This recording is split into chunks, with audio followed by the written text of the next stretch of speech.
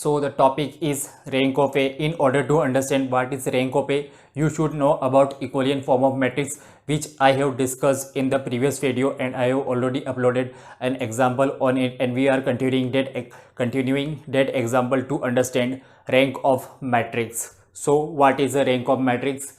The number of non-zero rows in the row equation form of a matrix.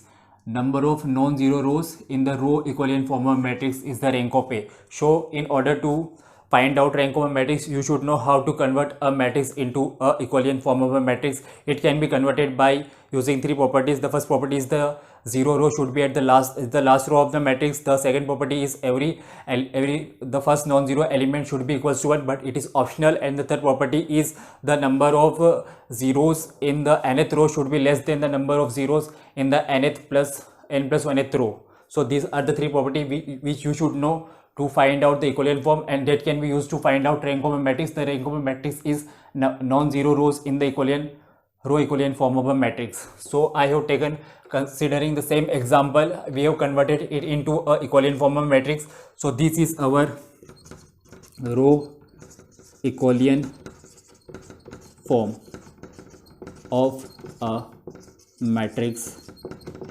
A.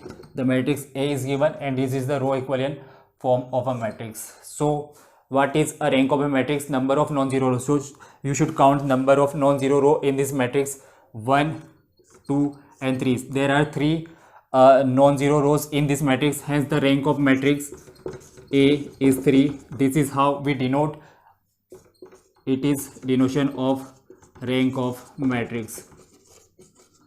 It is how we represent rank of a matrix row, and in a bracket A, rank of matrix A is equals to 3, the number of non-zero rows in a equivalent form of matrix. In order to do that, you should know equivalent form of a matrix, and it can be obtained by applying elementary row and column operation in a matrix. Hence, that's it in a rank of a matrix. We will see some important result on rank of a matrix in the next video.